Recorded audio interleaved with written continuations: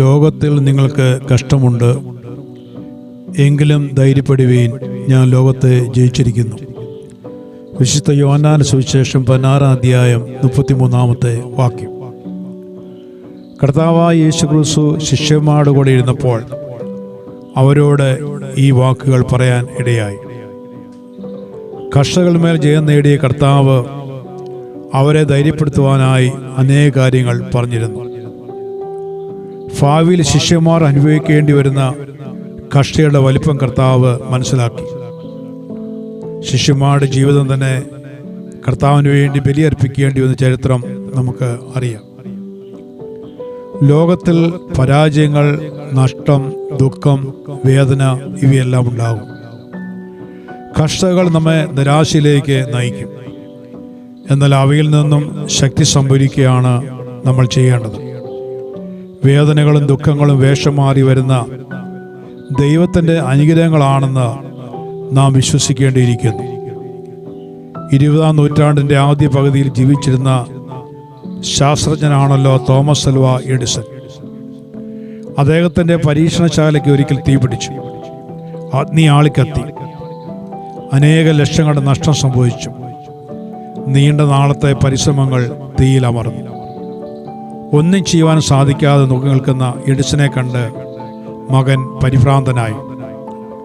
സംഭവിക്കുന്ന വലിയ നഷ്ടം നോക്കിക്കൊണ്ട് നിൽക്കുന്ന തൻ്റെ പിതാവിന് ഹൃദയാഘാതമോ ബോധക്ഷയമോ ഉണ്ടാകുമോ എന്നുള്ള ഭീതി നിമിത്തം മകൻ ഉത്കണ്ഠാകുലനായി തീർന്നു. അങ്ങനെ തന്നെ നോക്കി ഭയന്ന് നിൽക്കുന്ന മകനോട് എഡിസൺ ഇങ്ങനെ പറഞ്ഞു: മോനെ, നീ വേഗം പോയി നിന്റെ അമ്മയെ വിളിച്ചുകൊണ്ട് വരിക. താമസിച്ചു പോയാൽ ഇതുപോലെ കാഴ്ച നിന്റെ അമ്മയ്ക്ക് ഒരിക്കലും ഇനി കാണുവാൻ കഴിയുകയില്ല. സകലതും കത്തി അമരുന്ന നോക്കി ശാന്തനായി നിൽക്കുന്ന എഡിസനെയാണ് അവിടെ കാണുവാൻ കഴിയുന്നത്. എന്നാൽ പിന്നീട് ആ കത്തി അമർന്ന ചാണ്ടിക്കുമ്പാരത്തിൽ നിന്നുകൊണ്ട് അദ്ദേഹം ഇങ്ങനെ പറഞ്ഞു: നമ്മുടെ പരിശ്രമങ്ങളെല്ലാം കത്തി നശിക്കട്ടെ. ഇതിൽ നിന്ന് വലിയ പാഠം നമുക്ക് പഠിക്കുവാൻ കഴിയും. അതിനെ കണ്ടെത്തുവാൻ ഇനി പുതുതായി ആരംഭിക്കാമല്ലോ. എഡിസൺ ബാല്യത്തിൽ ബുദ്ധിമാനായ ഒരു കുട്ടിയായിരുന്നില്ല. മണ്ടനെന്ന് പറഞ്ഞ് പഠിക്കുന്ന സ്കൂളിൽ നിന്ന് പറഞ്ഞു വിട്ടു. പക്ഷേ ബുദ്ധിമതിയായ അമ്മ മകനെ പ്രാർത്ഥനയോടെ വളർത്തി. അവനിലെ കഴിവുകളെ പ്രോത്സാഹിപ്പിച്ചു. വലിയ വിദ്യാഭ്യാസമൊന്നും എഡിസൺ നേടിയില്ലെങ്കിലും ലോകത്തിന് പ്രയോജനപ്പെടുന്ന അനേക കണ്ടുപിടുത്തങ്ങൾ എഡിസൺ നടത്തി. വെളിച്ചത്തിൻ്റെ പിതാവ് എന്നറിയപ്പെടുന്ന എഡിസനാണല്ലോ ബൾബ് കണ്ടുപിടിച്ചത്. നിശ്ചയദാർഢ്യവും പരിശ്രമവും മൂലം തസ്ഥാനത്ത് മുൻപത്തേതിലും വലിയ ഒരു പരീക്ഷണശാല ഉയർന്നു.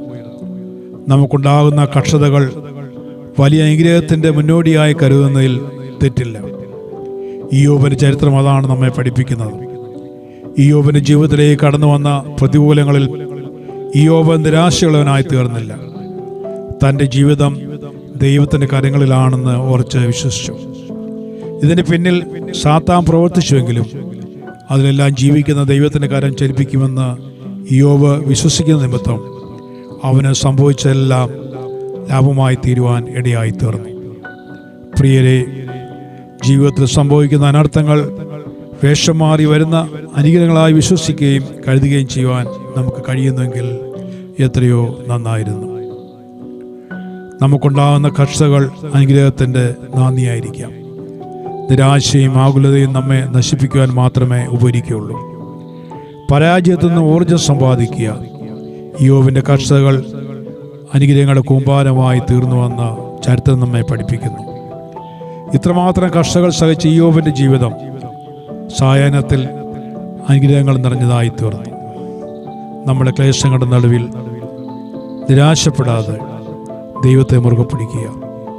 എത്ര വലിയ രോഗവും നിരാശയും വന്നാലും നമ്മെക്കൊണ്ട് ചെയ്യിക്കേണ്ട പദ്ധതികൾ ദൈവം ചെയ്തെടുക്കും. തികഞ്ഞ ദൈവാശ്രയവും ഉറച്ച വിശ്വാസവും നമുക്കിതിന് ആവശ്യമാണ്.